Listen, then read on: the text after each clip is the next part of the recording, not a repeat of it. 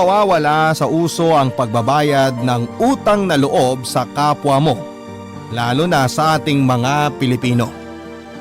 Minsan o madalas, mas nababaon pa tayo sa utang na loob kaysa utang sa pera mismo. Ikaw kapuso, naranasan mo na bang hindi makabayad ng utang na loob?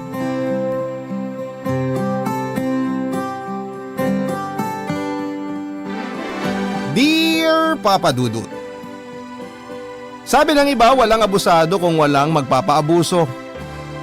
Ginawa ko din ang kasabihan na ito para sa sarili ko dahil aminado akong inabuso ako at aminado rin akong may kasalanan din ako doon.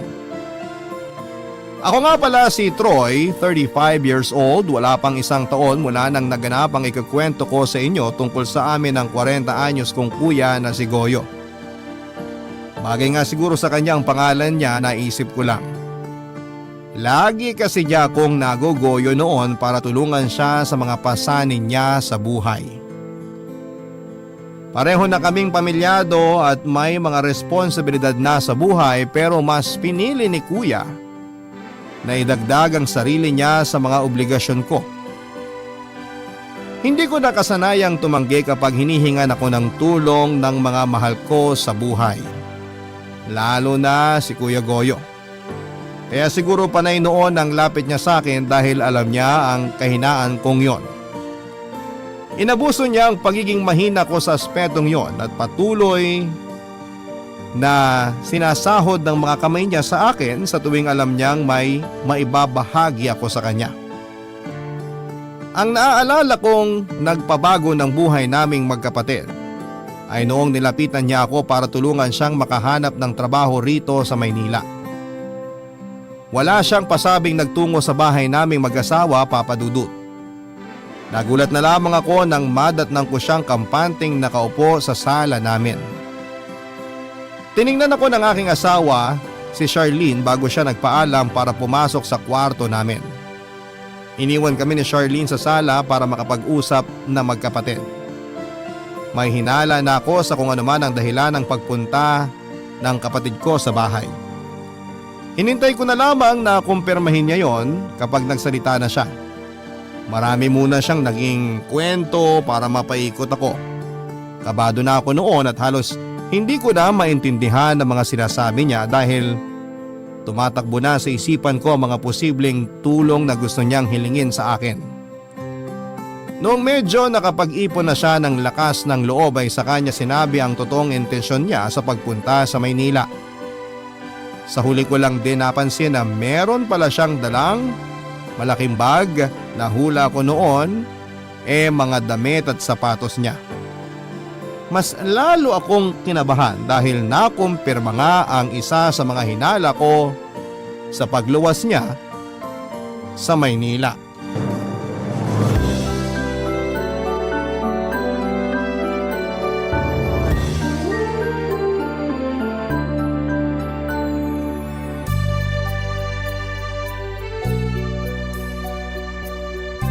Siguro naman napansin mo na itong dalawang bag ko sa gilid ng sofa nyo. Ngayon lang din nung sinipa mo. Kasi parang ayaw mo igawi yung mata mo sa bag ko . Pasensya ka na kuya, nakatutok lang kasi ako sa mga sinasabi mo . Ay, lalakasan ko na loob ko ha. May kinalaman kaya sa sasabihin mo yung mga bag na dala mo? Oo, meron. Ano bang balak mo kuya? Nahihiya ako . Ngayon ka pa mahihiya, marami ka nang nahinging pabor at tulong sa akin. Mukhang binibilangan mo na ako . Hindi dapat ganyan kapag kadugo. Wala naman ako masamang intensyon sa sinabi ko. Andito na rin naman tayo. Troy, lumuwas ako rito sa Maynila para humingi sana ng tulong sa'yo. Kailangan mo ba ng pera kuya? Kasi kung oo, malabong mapahiram kita. Kasi simula pa lang naming magbayad ng loan . Kailangan ko nga ng pera pero huwag kang mag-alala. Hindi ako hihingi sa'yo. Ano bang may tutulong ko sa'yo? Bahay. Hindi kita kayang bilhan ng bahay kuya . Kaya nga ako nag-loan para may pandagdag ako sa down payment ng kukunin naming bagong bahay ni Charlene. Hindi ako hihingi ng bahay, ikaw talaga. Kailangan ko sana na matutuloy ang pansamantala rito sa Maynila para sa papasukan kong trabaho. Pwede kitang tulungan sa Sabado para maghanap tayo ng matutuluyan mo. Saan ka ba nakakuha ng trabaho? Wala pa nga eh. Akala ko naman may nakuha ka ng trabaho. Dapat unahin mo yun bago ka humanap ng matutuluyan. Yung titirahan mo dapat malapit lang dun sa trabaho mo.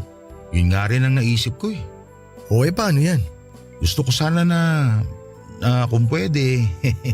Kung pwedeng ano? Kung hindi naman masyadong abala eh. Pwede bang dito muna ako sa inyo ni Charlene makituloy? Habang naghahanap ako ng trabaho. Mga gaano ka kaya katagal bago ka makahanap ng trabaho? Ipanalangin mo na bago matapos ang buwan makahanap na ako ng trabaho. Para makaalis na rin kagad ako dito. Pwede ba? Ang hirap kasi maghanap ng trabaho dito sa Maynila, kuya. Marami kang kakumpetensya. Alam ko naman kung anong kakayahan ko. Malaki man ang kompetisyon, alam kong kaya ko yung maipanalo. Ako pa ba? Wala ka bang tiwala sa Kuya Goyo mo? May tiwala naman. Malaki tiwala ako sa'yo. Kaya lang kasi, paano yung mag-ina mo sa probinsya? Kaya ba nilang malayo sa'yo? Si Nadina? Ayos lang yun. Suportado niya pagluwas ko dito sa Maynila. Alam niyang kailangan namin magsakripisyo na malayo sa isa't isa dahil lumalaki na rin ang anak namin. Yun nga kuya Lumalaki na ang anak ni Dina kaya kailangan niya ng tatay na makikita niya araw-araw para gabayan siya. Malaking gabay na si Dina sa anak namin. May tiwala ako sa asawa ko. Di kasi natin masasabi. Para namang ayaw mo akong tulungan, Troy. Hindi naman sa ganun. Ang dami mo naiisip na rason para tablahin ako . Ayaw mo bang umasenso ko katulad mo? Aba syempre gusto ko. Kaya lang… Kaya lang ano? O sige na, payag na ako. Talaga? Yun! Wala nang bawian ha? Oo, kakausapin ko si Charlene mamaya. Ayos lang ba sa'yo kung dito ka lang sa sala matutulog? Isa lang kasi ang kwarto rito . Ay naku, walang problema. Kahit sa banyo mo pa ako patulugin, ayos lang.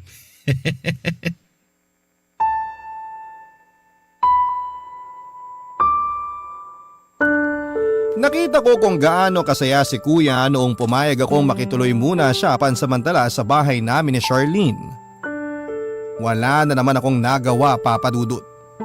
Nasabi ko naman sa inyo na kahinaan ko talaga ang mga mahal ko sa buhay, kabilang na roon syempre si Kuya Goyo.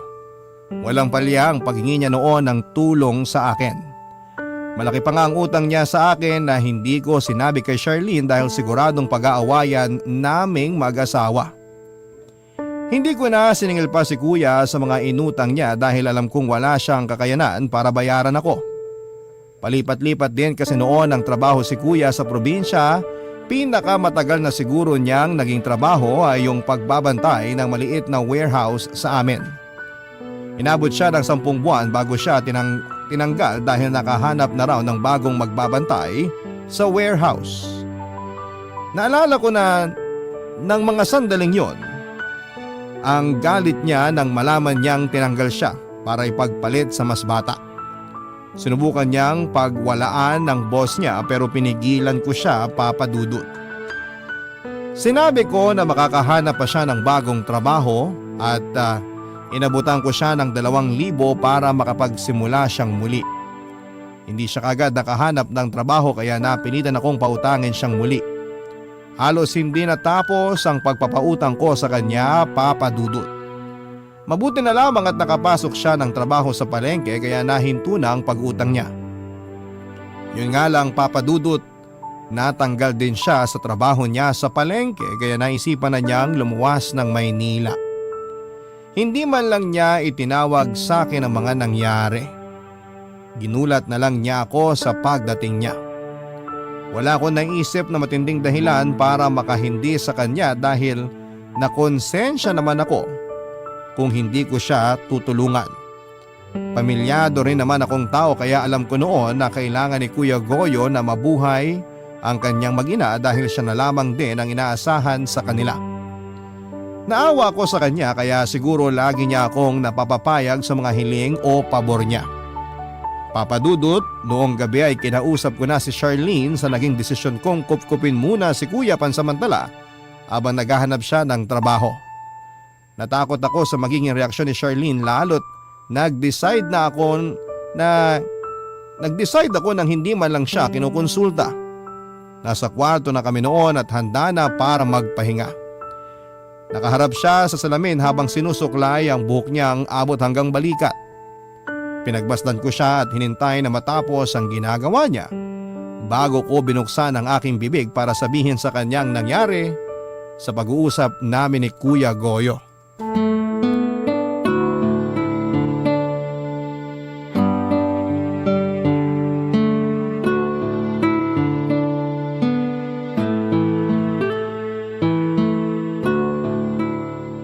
Lusaw na ako. Ha? Kanina ka pa nakatitig sa akin habang nagsusuklay eh. Sorry. Nagandahan lang siguro ako. Sa suklay o sa akin? Siyempre sa'yo. Kahit anong suklay pa ang nakapaligid sa'yo, ikaw pa rin ang tititigan ko. Pakilig naman to.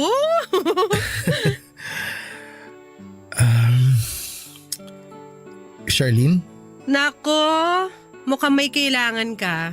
paano mo naman nasabi? Kilala na kita. Kapag may kailangan ka, bobolahin mo muna ako, tsaka mo babanggitin ng seryoso ang pangalan ko. Grabe ka naman. O bakit? Wala ka bang kailangan? Meron. Di tama ako. Babae talaga lagi ang tama eh. Dahil may kailangan ako, hindi na ako makikipagtalo dyan sa sinabi mo. Sana palagi kang may kailangan. Naghahanap kasi ng trabaho si Kuya Goyo. Parang nabanggit nga niya kanina sa akin nung dumating siya. Hindi ko lang masyado tinanong kasi masusunog na yung piniprito kong isda. Nagpapatulong kasi siya sa akin eh. May opening ba na trabaho sa kumpanya niyo ngayon? Walang opening dun, tsaka hindi naman pwede si Kuya ron. Yun nga rin ang naisip ko. Ano bang tulong ang kailangan niya? Kailangan niya ng matutuluyan. Troy, wag mo sabihin. Nagipit na rin kasi ako kanina eh. So nagdesisyon kang patuloyin siya rito nang hindi man lang ako sinasabihan? Sorry, Troy naman! hindi lang ako makahindi. Kailan ka ba matututong humindi sa kapatid mong yan, ha? Akala ko naman makikitulog lang ngayong gabi rito sa bahay. Yung Mga pala, ilang araw lang naman siguro siya rito. siguro? Yan ba ang pangahawakan mo? Siguro? Kailangan ko magtiwala sa kanya. Sana makahanap siya agad ng trabaho para makaalis na siya rito. Paano kung wala siyang mahanap? Alam mo namang hindi sapat ang kinikita nating pareho ngayon. May loan pa tayong kailangan bayaran. Nagalaw na nga natin yung ibang ipon natin dahil ilang beses nang nagkasakit ang baby natin. Alam ko naman yun. Gusto ko nga sanang tumanggi kanina pero naawa kasi ako kay Kuya. Sa atin, kailan ka maaawa? Kumpara naman sa buhay niya, mas nakakaangat tayo. Di pa tayo umaabot sa punto na kailangan tayong kaawaan. Alangan namang hintayin pa nating umabot tayo ron. Hindi tayo aabot doon. Masipag tayong pareho. Kung magpapatuloy ka magpaabuso sa kapatid mo, mabilis lang tayong aabot doon, maniwala ka. Huwag ka namang ganyan, Charlene. Ang sinasabi ko lang, may kanya-kanya na kayong buhay. May kanya-kanya na kayong pamilya. Kailangan natin minsan magdamot dahil may sarili na tayong obligasyon. Hindi ko kasi magawa yun kay Kuya eh. Alam mo namang siya na lang ang natitirang pamilya ko. Siya na lang ang natitirang pamilya mo? Anong tawag mo sa amin ng anak mo? Ano kami para sa'yo? Halaman? Hindi naman yun ang ibig kong sabihin. Alam mo namang hirap ako magpaliwanag, Charlene. Sana intindihin mo na lang ako. May magagawa pa ba ako? Nakapagdesisyon ka na. Hindi na to mauulit. Sa susunod sasabihin ko na muna sa iyo yung mga hiling ni Kuya bago ako magdesisyon. Promise. So may inaasahan ka pang susunod na pabor sa kuya mo. Sana wala na pero… Charlene naman. Alam mong mahina ako magpaliwanag eh. Ano pa nga ba magagawa ko kundi intindihin ka na lang? Ayusin mo na lang yung kama. Matulog na tayo.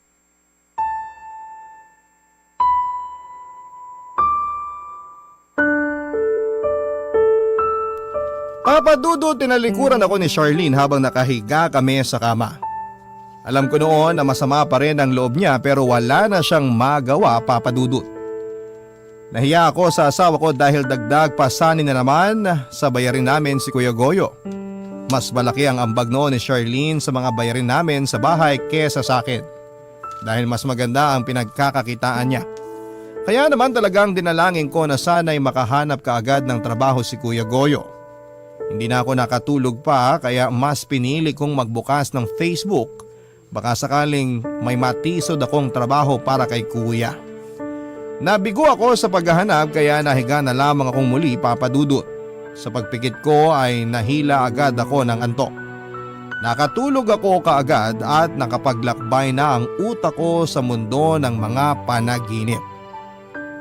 Sa panaginip ko ay nagbalik ako sa pagiging bata at kasama ko raw noon ang Kuya Goyo ko. Hawak niya noon ang kamay ko at nasa gilid kami ng kalsada. Hinihintay daw namin noon ang mga magulang namin at may nakita kami mula sa kaliwa na sasakyan na paparating at papalapit sa amin. Na-excite kaming pareho ni Kuya pero paglapit sa amin ng sasakyan ay nakita naming karo pala ito ng patay. Sinilip namin ang loob ng karo at doon ay nakita namin ang mga kabaong ng magulang namin. Doon ako nagising, Papa Dudut. Pinagpawisan ako sa pagkakabangon ko at napatingin ako kay Charlene na mahimbing pa rin sa kanyang pagtulog. Bumangon ako sa kama at saka tinungo ang banyo. Naghilamos ako roon para mawala ang takot sa mukha ko.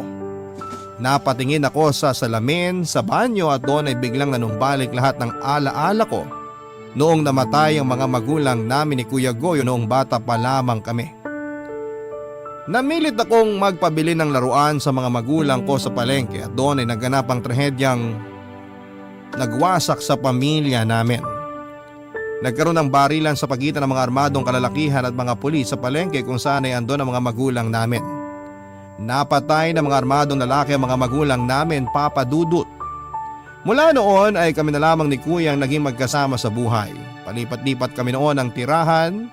Pinagpasapasahan kami ng mga tiyahin namin noon na ampunin kapalit ng pagiging kasambahay namin sa kanila. Kapag nanawa na sila sa aming serbisyo ay saka kami paaalisin. Nung wala nang kumupkup sa amin ay si Kuya na ang nagsikap na itaguyod kami sa buhay. Pinag-aral niya ako habang nagtatrabaho siya. Hindi na siya nakapag-aral pa dahil mas inuna niya ako. Kaya pinangako ko sa sarili ko na tutulungan ko siya sa abot ng makakaya ko dahil malaki ang naging utang na loob ko sa kanya. Papa Dudut, yun ang totoong dahilan kung bakit hindi ko siya magawang hindian sa lahat ng mga hinihingi niyang pabor sa akin noon. Barangay Love Stories. Barangay Love Stories. Papa Dudut, nagsimula na ngang tumira si Kuya Goyo sa bahay namin ni Charlene. Hindi naman pinaramdam ni Charlene na masama ang loob niya, alang-alang sa akin. Sa unang linggo pa lamang na nakatira siya sa bahay ay nahirapan na kaming mag-asawa.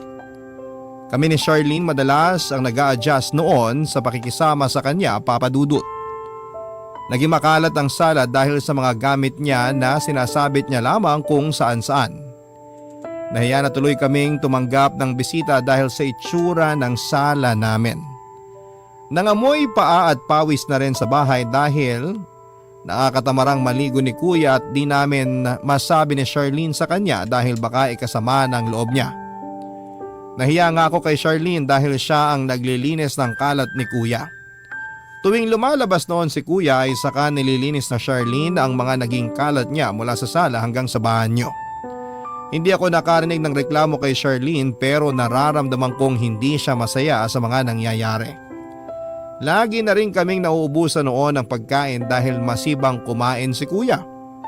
Naging mapili rin siya sa mga pagkain at madalas ay siya ang nagsasabi sa amin kung ano ang gusto niyang kainin.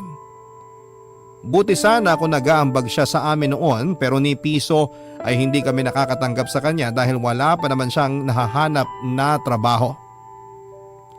Hindi pinalad si Kuya na makakuha kaagad ng trabaho tulad ng inaasahan niya, Papa Dudut. Nainis siya dahil pakiramdam niya mas magaling siya sa mga nakasabayan niyang nakukuha sa mga sinubukan niyang pasukan. Dahil nga rin siguro sa galit kaya napadalas ang pag-inom niya ng alak. Panay noon ang hingi niya sa akin ng pangbili ng alak at pulutan. Hindi ko yun sinabi kay Charlene dahil siguradong mas lalong magagalit ang asawa ko sa akin. Pinakiusap ko na lamang kay Kuya na kung iinom siya ay dapat tulog na ang asawa ko. Madalas na rin akong napupuyat noon dahil gusto niyang samahan ko siya sa pag-inom dahil nalulungkot daw siyang mag-isa. Sinamahan ko na lamang kahit isang shot lang ako para wala na rin siyang maging sama ng loob sa akin. Tulad na lamang noong minsang inaya niya akong mag-inuman. Tumanggi ako dahil sinabi ko na maaga akong aalis ng bahay. Nagtampo siya at pinaramdam sa akin na malungkot siya dahil sa nangyayari sa buhay niya. Napilitan tuloy akong magpuyat para lamang masamahan siya, Papa Dudut.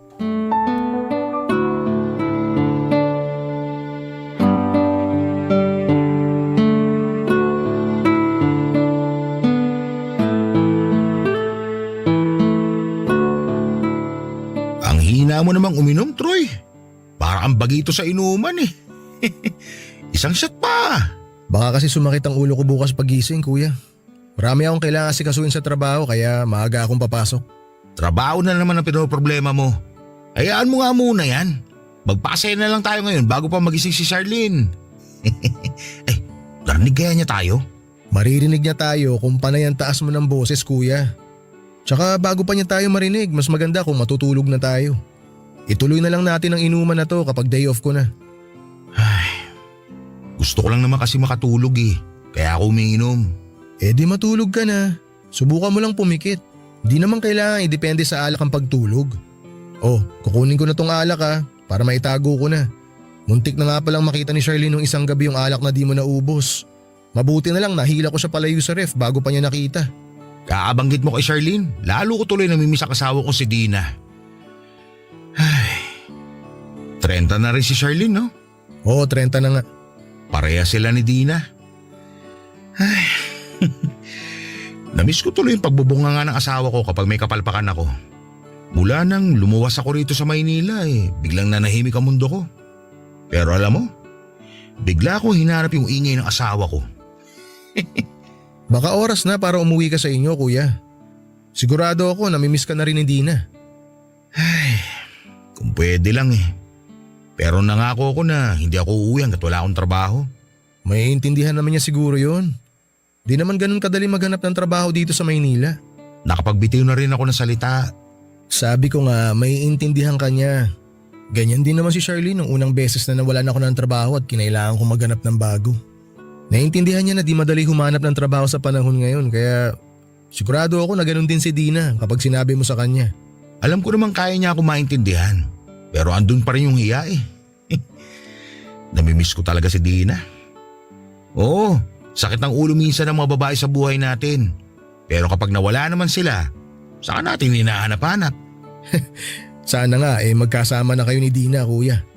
May paraan naman para magkasama kami ulit na mag-ina ko. O di gawin mo. Pwede kaya? Paanong pwede?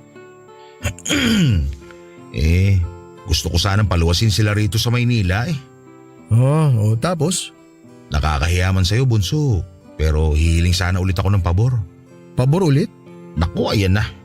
Mukhang nakakahiya nang pasadahan yung pabor na sinasabi ko. Kung kaya ko, pwede naman kitang pagbigyan sa pabor na yan kung ano man yan. Madali lang naman tong pagbigyan. Ano nga? Ayos lang ba kung luluwasin na din na rito sa Maynila? Sagot naman nila ang pamasahe. Huwag kang mag-alala. Hindi ako hingi sa'yo kasi nakakahiya na rin. Di naman ako may-ari ng Maynila eh. Lumuwas lang sila kung kailan nila gusto. Hindi ko naman may pagbabawal yun. Pero pag-aari mo kasi itong bahay. Ha? Anong ibig mong sabihin, kuya? Ito naman hindi pa makalata sa gusto kong puntuhin. Sige, didiretsohin ko na nga. Pwede bang makituloy din dito mag-ina ko? Hala, parang hindi na tayo kakasya rito sa bahay niyan. Ikaw pa nga lang dito sa sala halos sakop mo na. Payat naman pareho mag-ina ko. Kaya ko na silang isiksik dito sa sala kasama ko. Hindi naman sila magiging komportable nun. Kawawa naman sila. Mas kawawa sila kung hindi nila ako makakasama. Tsaka baka hindi sila komportableng gumalaw dito. Baka mahiya si Dina. Naku, makapalang mukha nun. Wala nang hiya sa panahon ngayon. Ano, tawagan ko na ba si Dina para palosin na bukas? Hala, agad-agad? Sabik na kasi ako makasama sila eh. Ipagpapaalam ko muna kay Charlene, kuya. Paano kung hindi siya pumayag? Ayun lang. Ang hirap na di makasama mag-ina ko. Nawawalan ako ng inspirasyon para makahanap ng trabaho. Gawin mo na lang munang inspirasyon ng pagkakalayo nyo. Para mas lalo kang ganahan na maghanap ng trabaho. Kapag mabilis ka makakuha ng trabaho, mas mabilis mo silang makikita, di ba? Wala na ba talagang tsansa na pumayag ka? Alam mo naman na kailangan kasama ko si Charlene na magdesisyon. Mag-asawa kami. Baka naman pwede mong palagpasin to ulit nang hindi na kinukonsulta sa kanya. Saka mo na lang sabihin kapag nandito na yung mag-ina ko. Para wala na siya magawa. Magagalit naman yun kapag binigla natin siya. Mag-uusap na muna kami. Ay, naalala ko mula nung namatay si nanay at tatay. Sa akin ka lang lagi humingi ng tulong at pabor. Ni minsan, hindi kita tinanggihan, no? Oo, hindi ka nga tumanggi. Kasi ganun kapag kadugo mo. Lalo na kung malaki na itulong sa'yo. Sige, tawagan mo na si Dina. Paluwasin mo na siya kung kailan siya pwede. O paano si Charlene? Kala ko ba mag-uusap muna kayo? Baka di pumayag yun. Ako nang bahala.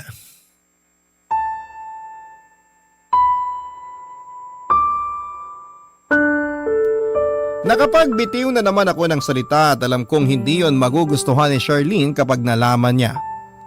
Napapayag ko nang matulog si kuya after niyang tawagan si Dina para paluwasin na sila pag sikat pa lamang ng araw. Nagpasalamat si kuya sa akin at sinabi na masaya siyang nakakabayad na ako ng utang na loob sa kanya. Sinagot ko na lamang yon ng matipid ng ngiti at saka nagpaalam na para pumunta sa kwarto namin ni Charlene. Inasahan kong tulog na ang asawa ko pero pagkabukas ko ng pintuan ay nakita ko siyang nakasanda lamang sa headboard ng kama at nagbabasa ng libro. Nakasuot ng reading glasses niya na medyo lumuluwag na sa kanya. Nang maramdaman niya ang pagpasok ko ng kwarto ay napatingin siya sa direksyon ko. Initian niya ako at inaya na sa kama para magpahinga. Nag-aalangan pa ako at sinabing magbabanyo muna ako.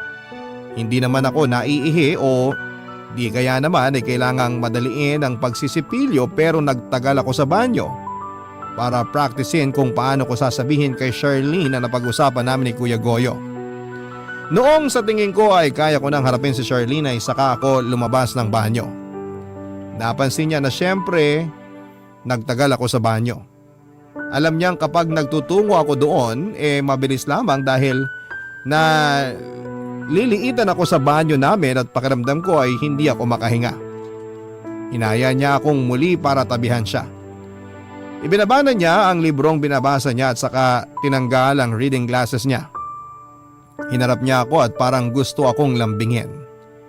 Nakita ko yung oportunidad para sabihin sa kanya ang napag-usapan namin ni Kuya Goyo. Napalunok pa ako ng malakas nang nilapit na niya ang mukha niya sa akin. Doon ay napansin niyang parang may gusto akong sabihing seryoso sa kanya. Tiningnan niya akong muli sa mukha at parang hinuhulaan kung ano ang laman ng isipan ko. Hindi ako noon makatingin sa kanya dahil nakakaramdam ako ng kaba, Papa Dudut. Napahinga siya ng malalim at saka kinumpronta ako sa posibleng problema na nasa isipan ko. Hindi ko pa man nasasabi noon pero dumilim na ang itsura niya, Papa Dudut. Nasira ko tuloy ang mood niya. Kung bakit naman kasi nasakto pa na humingi ng pabor noong gabing yon, si Kuya Goyo.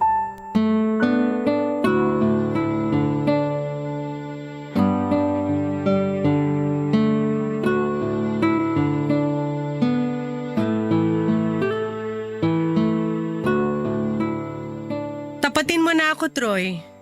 Ha? Anong ha? Sabihin mo na sa akin kung ano man yung gusto mong sabihin. Paano mo naman nahulaan na meron akong sasabihin sa'yo? Namula agad ang mga tenga mo nung tinignan kita. Hindi ka makatitig sa akin. Pinagpawisan bigla ang ilong mo kahit naka-aircon tayo.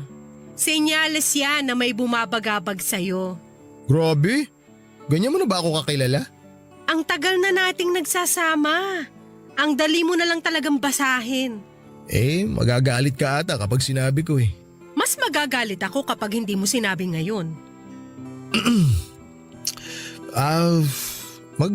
Mag-promise ka muna na di ka masyado magagalit. Ayoko mangako. Nagkausap kasi kami ni Kuya Goyo kanina. Good news ba yan? Aalis na ba siya? Kailan? Walang aalis pero may darating. Ano na naman yan, Troy? Luluwas bukas yung mag-ina ni Kuya. Si Nadina? Oo. Sana sinabi mo na hindi sila pwedeng tumuloy dito sa bahay, ha? Hindi eh. Bakit hindi? Mamaya umasa sila na pwede sila rito sa bahay. Saan sila matutulog niyan kapag dumating sila? Natawagan na kasi ni kuya si Dina. Tinawagan ng kuya mo si Dina? At nasabi na ni kuya na sa sala sila matutulog ng pamilya niya. Ano? Oo, hinaan mo lang ang boses mo. Baka magising si baby. Nasisiraan na ba siya ng ulo? Bakit siya magdedesisyon na patuloyin na mag-ina niya rito? Eh bahay niya ba to? Sabi ko nang hinaan mo lang ang boses mo eh. Kumalma ka nga. Wag mo akong utusang kumalma dahil nanggagalaiti na ako sa galit ngayon. Ang kapal ng mukha ng kuya mo para patuloyin dito ang mag-ina niya nang hindi man lang nagpapasabi sa atin? Actually, sa akin siya nagpaalam. At pumayag ka agad? Oo, Pumayag ka nang hindi man lang muna sinasabi sa akin? kapatid ko kasi yun eh. At asawa mo ako! Bahay natin to! Tayong dalawang dapat magdesisyon dito! Hindi pwedeng ikaw lang! Eh, naipit na rin kasi ako kanina. At mas lalo ka pang gigipitin ng kuya mo kung patuloy mo siyang pinagbibigyan sa mga gusto niya! Ngayon lang naman to. Anong ngayon lang? Akala mo ba hindi ko alam ang mga palihimong pag-aabot ng pera sa kanya? Hindi lang ako kumikibo pero alam ko yon. Di ko lang kasi talaga matanggihan si kuya eh. Malaki ang utang na loob ko sa kanya. Magkapatid kayo! Dapat nga walang bayaran ng utang na loob eh. Lalo na parehas pa kayong pamilyado. Naaawa rin kasi ako kay kuya. Nalulungkot siya kasi wala na nga siyang mahanap na trabaho, di pa niya kasama yung mag-ina niya. Ba't sa ating ba hindi ka naaawa? Kaya naman natin eh. May mga trabaho tayo tapos mapalad pa tayo na magkasama tayo sa iisang bahay. Hindi tulad ni kuya. Bakit parang kasalanan natin kung nakakaangat tayo sa kanila? Kasalanan bang nagsikap tayo para makuha yung mga meron tayo ngayon? Kailangan ba nating mag-guilty sa estado natin dahil lang hindi natin sila katulad? Naaawa lang naman ako. Pansamantala lang din naman to. Pansamantala? Eh ganyan din ang sinabi mo sa kuya mo eh. Pansamantala lang siya rito pero ilang buwan na ba siyang nakakalibre ng tirahan dito?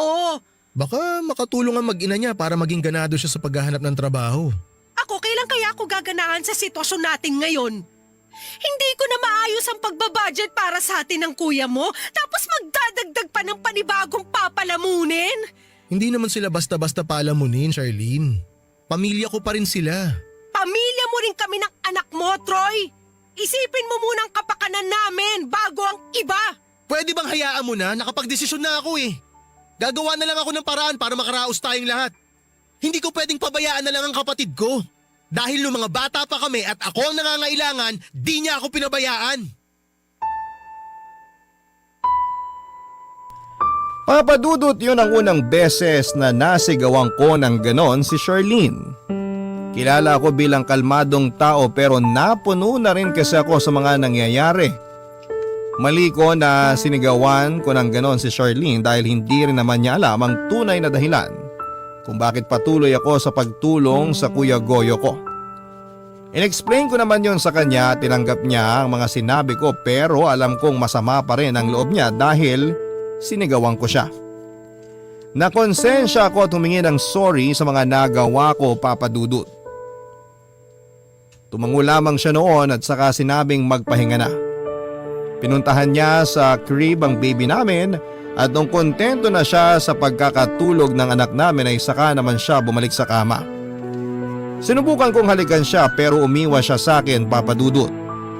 Tinalikuran niya ako at saka hinila ang kumot sa pwesto niya. Nanakit ang ulo ko noon sa pinaghalong stress at nabiting alak. Hindi ako nakatulog kakaisip sa mga nangyayari sa bahay namin. Umaga na noong natapos akong pagurin ang utak ko, Papa Dudut. Naghanda na ako para pumasok sa trabaho at hindi pa rin ako kinikibo noon ni Charlene at hindi naman nakahalata si Kuya na nag-away kaming mag-asawa noon. Bago ko umalis ay narinig ko pang nag-uusap sina Dina at Kuya Goyo. Rinig ko noon ang saya ni Kuya habang binibilinan si Dina kung saan siya bababa para mapuntahan at masundo siya ni Kuya. Noong natapos ang tawag ay agad akong niyakap ni Kuya para magpasalamat. Kahit papaano ay nawala naman yung stress ko dahil napasaya ko si Kuya, Papa Dudut. Hiniling ko noon na sana ay maging inspired na si Kuya sa paghahanap ng trabaho para rin makaalis na sila sa bahay. Alam ko kasi noon na hindi matatapos ang away namin ni Charlene hanggat andon sina Dina at Kuya. Gusto ko na rin syempreng maging payapa noon ang pagsasama namin ni Charlene. Alam ko naman na hindi madamot at hindi masamang tao ang asawa ko. Nadala lang siya ng emosyon dahil marami nga kaming utang na kailangang bayaran, tapos ay daragdag pa ang pamilya ni Kuya na kailangan naming buhayin. Mula noon, Papa Dudut, ay nanlamig na sa akin si Charlene at madalas kapag nag-uusap naman kami ay ramdam ko ang galit sa kanya. Pinigilan ko na lamang ang sarili kong huwag magpadala sa galit dahil naipit din naman si Charlene sa sitwasyon na meron ako. Papa Dudut. Barangay Love Stories. Barangay Love Stories. Wala ni Kuya Goyo si Dina sa isang beer house. Dating nakikitable si Dina sa mga customers ng beer house na pinasukan niya, Papa Dudut. At minsan ay nakatable nga niya si Kuya. Nagkaroon ng interes si Kuya kay Dina dahil sa pagiging totoo daw ni Dina. Natuwa siya dahil takles at malakas ang self-confidence ni Dina. Yun daw noon ang tipo ni Kuya sa isang babae. Mabilis silang nagkahulugan ng loob. Naging silang dalawa at nag-live-in ng ilang linggo mula noong sagutin ni Dina si Kuya. Hindi naman pinatigil ni Kuya si Dina sa pagtatrabaho sa beer house dahil malaki ang kita ni Dina sa pagpapabili ng latest drink sa mga customers niya. Inahatid sundo ni Dina noon ni Kuya gamit ang pinapasada niyang tricycle. Naging masaya silang dalawa kahit paminsan-minsan ay nagdududa si Kuya kay Dina dahil sa dami ng mga nakaka-table noon ni Dina. Nilakasan na lang daw ni Kuya ang tiwala niya kay Dina para hindi na sila mag-away dahil trabaho lamang yon. Hanggang sa nabuntis na si Dina. Nagduda pa kami ni Kuya noong simula dahil tumagilid ang tiwala niya kay Dina. Isang buwan bago siya nabuntis. Nagkahiwalay sina Dina at Kuya pansamantala para makahinga dahil panay noon ang away nila. Hanggang si Kuya na rin ang unang lumapit kay Dina para makipagbalikan dahil nami-miss na raw niya si Dina. Nagkabalikan sila noong 6 na buwan nang buntis si Dina. Sinabi nga sa akin ni Kuya kahit na hindi siya ang ama ng pinagbubuntis ni Dina ay tatanggapin daw niya. Huwag lamang mawala si Dina sa kanya. Doon ko nakita na mahal ni Kuya si Dina, Papa Dudut. Noong nanganak na nga si Dina ay hindi nila napag-usapan pang muli kung si Kuya nga ang ama ng batang yon. Naging masaya naman silang pareho lalo na noong umalis na si Dina sa beer house. Akala ko nga noon ay magkakahiwalay sila pero naging matatag naman ang relasyon nila. Kahit marami silang mga naging problema.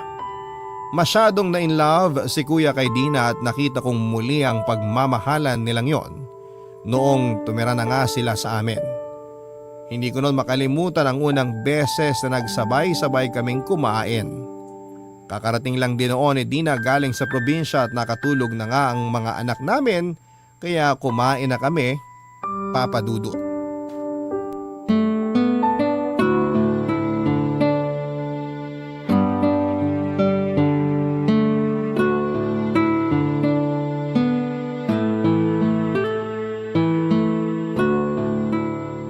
Dina, damihan mo kain mo ng kanin ha. Marami silang bigas dito. Kasi buwan-buwan merong rice allowance to si Torre sa trabaho niya. Ganun ba? Uy, baka naman pwede makahingi kahit isang salup lang ng bigas para ipadala ko sa kapatid ko. Basta ba may extra eh. Walang problema. Ay, joke lang yon, Troy. Baka mamaya magalit tong si Charlene. Bakit naman ako magagalit? Feeling ko lang naman, lagi ka kasing nakasimangot. Kaya pakiramdam ko konting mali lang namin ni Goyo, sasakalin mo na kami. Grabe ka naman manghusga. Hindi naman, uy. Binabasi ko lang din kasi sa facial expression mo. Ayun na nga. Di ba panghuhusga na yon? Nga pala Kuya Goyo. Meron pala ako nakitang opening dun sa isang eatery malapit sa trabaho ko. Naghahanap sila ng kusinero. Wag doon! Huh?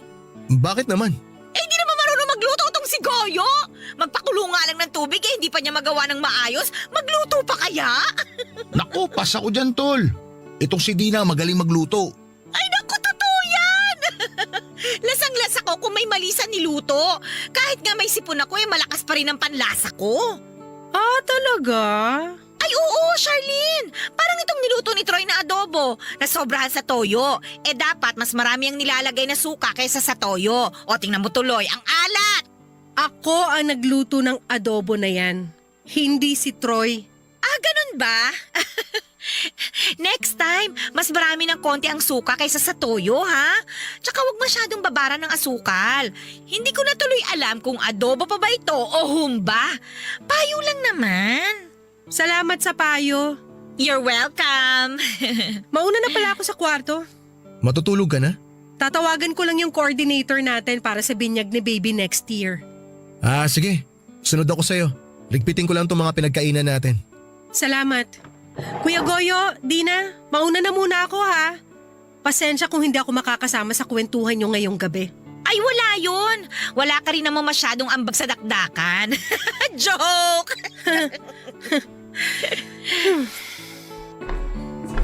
Troy, bibinyagan na pala ang baby nyo? Ha? Oo. Teka lang ha. Ilalagay ko muna sa ref itong natira nating kanin. Babalik ako agad. Goyo, tanungin mo kung pwedeng isabay na sa binyag ng anak nila yung anak natin. Nakakahiya. Magpabinyag na lang tayo kapag may pera na ako. Aba, kailan pa? Wala ka pang ang trabaho. Magtatrabaho na ako. Andiyan na kayong inspirasyon ko eh. Huwag mo na akong bolahin. Ireserba mo na lang yan kina Troy at Charlene. Gawin mo ang lahat para mapapayag silang makisabay tayo sa binyag. Para wala na tayong gastusin. Kaya naman nilang mag-asawa yun eh.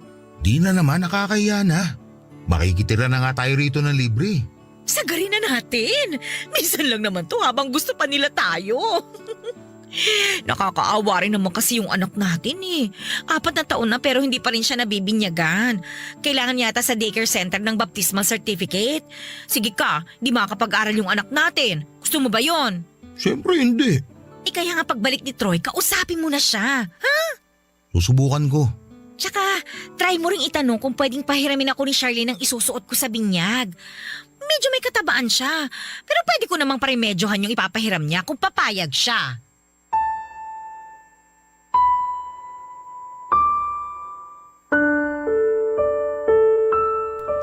Papadudot inakala nilang hindi ko narinig ang mga pinag-usapan nilang dalawa. Nakabalik ako kaagad pero nagtago ako sa gilid para hindi nila ako makita. Noong natapos silang mag-usap ay saka naman ako bumalik ng hapagkainan.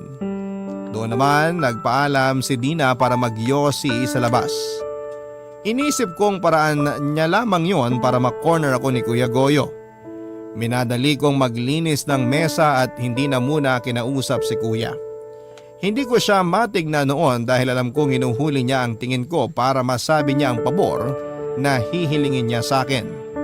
Naramdaman ko naman na medyo alanganin din siya na kausapin ako kung hindi lang talaga nagpumilit si Dina. Sinubukan akong tulungan ni Kuya sa pagliligpit ng pinagkainan namin pero sinabi kong magpahinga na siya dahil alam kong napagod siyang mag-commute para sunduin si Dina sa terminal. Tumango na lamang siya at saka pumunta sa kusina para kumuha ng beer sa ref at saka naupo sa sala. Hinintay niyang matapos ako sa paglilinis ng mesa at binagalang ko naman dahil parang naghahanap ako ng paraan para hindi siya makausap tungkol sa binyag. Binagalan ko ang paghuhugas ng mga pinagkainan para lamang makaiwas kay Kuya. Inugasan ko na nga rin yung mga hindi naman kailangang hugasan para lamang tumagal ako sa kusina. May mga dinagdag na rin akong nilinis tulad ng stove at microwave namin. Inisip ko pa na kung paano haharapin si Kuya at kung paano siya tatanggihan sa hihingin niyang pabor na parang natatakot na ako. Natatakot ako noon na mapasama ang loob niya dahilan para muli niyang i-bring up yung utang na loob ko sa kanya. Alam ko noon, Papadudot, na hindi ko naman mapipigilan ang sarili ko na pumayag sa gusto niya pero magiging dahilan yon para masira kami lalo ni Charlene. Sa totoo lang, Papadudot, ay hindi pa ako napapatawad noon ni Charlene sa pagsigaw ko sa kanya at pagpayag na patirahin si Dina sa bahay. Kaya alam ko noon na magiging triple ang galit ni Charlene kapag nalaman niyang gustong isabay ni na kuya ang binyag ng anak nila sa anak namin. Alam kong matagal nang pinagplanuhan ni Charlene ang binyag ng panganay namin. Marami na siyang naplano para maging espesyal ang araw na yon. Alam ko noon na sasama ang loob niya kung merong makikihati sa espesyal na pagdiriwang na yon. Kaya naman nilakasan ko na ang loob ko at handa na akong tanggihan si kuya. Tinapos ko na ang paghuhugas ng mga pinagkainan at saka sinadya ko nang daanan siya sa sala. Doon ay nakita kong nagbubulungan sina Dina at si kuya.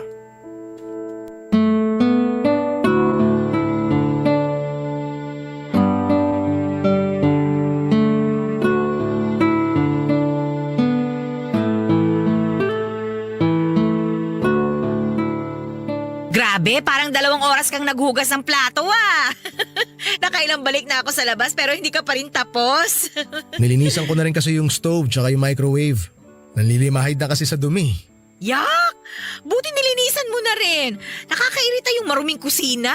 Ay, teka. Lalabas lang muna ako ha. Yossi, break ulit. Sige, usap mo na kayo magkapatid dyan. Troy, may sasabihin yata sa'yo si Goyo. Goyo! Oh, eto na si Troy. Ha?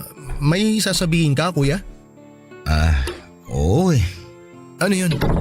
Maupo ka muna. Ay, hindi na. Maiksi lang naman siguro yung sasabihin mo, no? Para makapanik na rin ako sa kwarto. Baka hinihintay na ako ni Charlene Ano kasi, narinig ko na pabibinyagan nyo ng anak nyo ni Charlene. Oo, pabibinyagan na nga namin. Nabanggit ko rin naman kanina. Naisip ko lang kasi, paano kaya kung Kung maging ninong ka sa anak namin? pwede rin naman. Basta hindi niya ako sisingilin tuwing Pasko. Yun ba talaga sasabihin mo, kuya? Meron pa eh. Sabihin mo na, kuya. Makikinig ako. Hindi pa kasi nabibinyagan yung anak namin ni Dina eh. Ah, talaga? 4 na taon na siya, di ba? Lagi kasi nagigipit kaya walang pambinyag. Alam mo naman sa probinsya, kailangan maganda ka pag may binyagan para hindi nakakaya sa mga ninong at ninang. Di pabinyagan yun kapag nakahanap ka na ng trabaho. Gusto ko sana kung pwede lang eh. Isabay na lang sana yung binyag ng anak namin sa anak nyo ni Charlene. Ha? Parang mahirap ata yan, kuya. May mga gumagawa naman ng ganun, sabi ni Dina. Saka para practical para sa amin, di ba? Wala rin kasi kaming pera ngayon eh. Pero gusto na namin mabinyagan yung anak namin para kapag hinanapan ng baptismal certificate sa school, may maibigay kami. Parang di naman kailangan ng ganun para makapag-aral. Yun ang narinig ko eh. Mas maganda ng handa, di ba?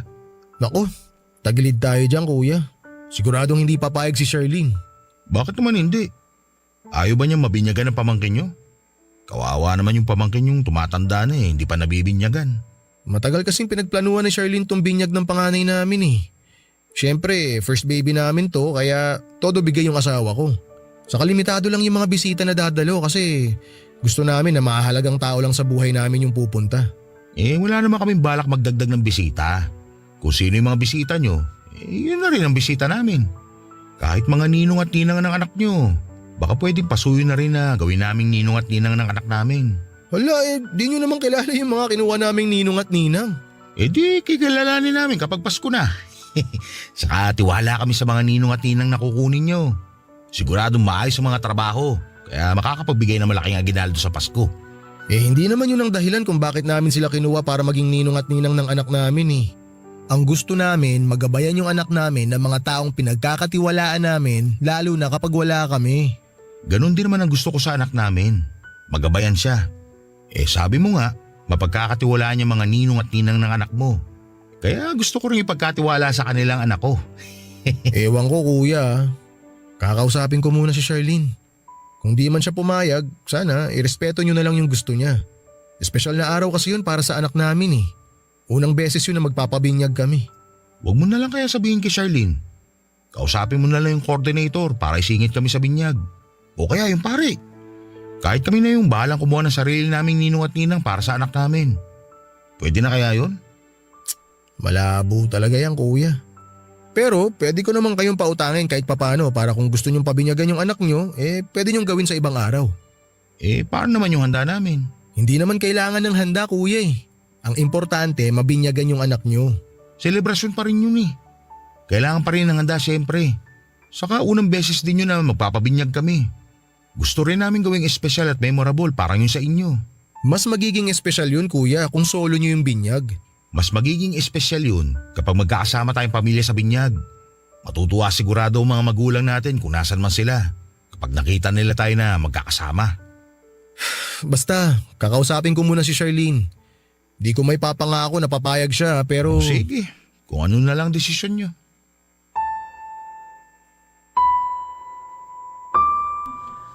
Napansin ko nang nagtampo si kuya sa akin, Papa Dudut.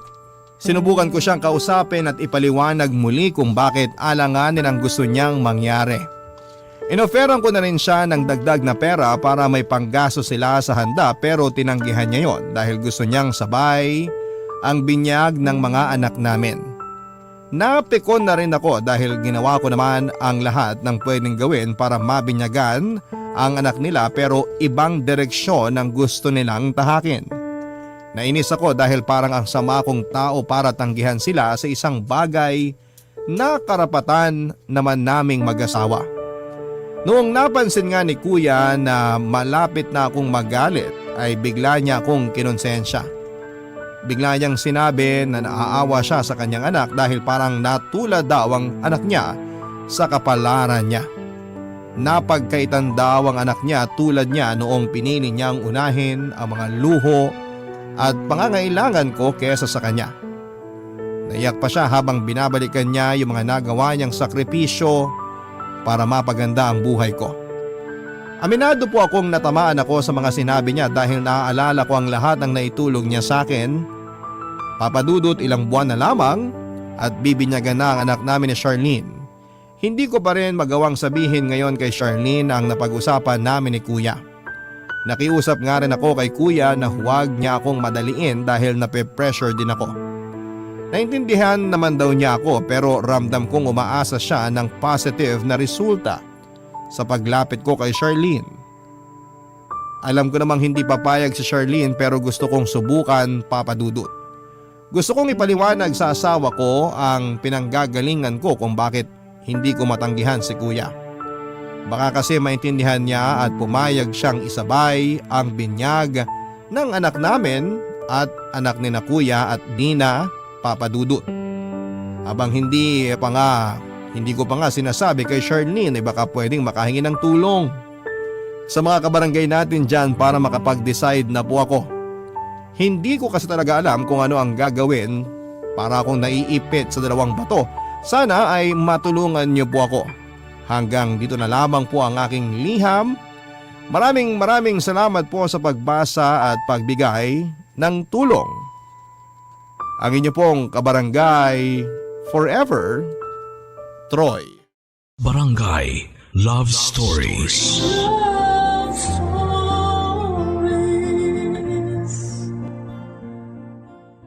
Barangay LS 97.1 Number 1 Forever. Kabarangay, i-share mo ang iyong barangay love stories. Sabay-sabay nating pakinggan ang iyong kwento ng pag-ibig, buhay at pag-asa. Ipadala lang sa barangaylovestories@yahoo.com.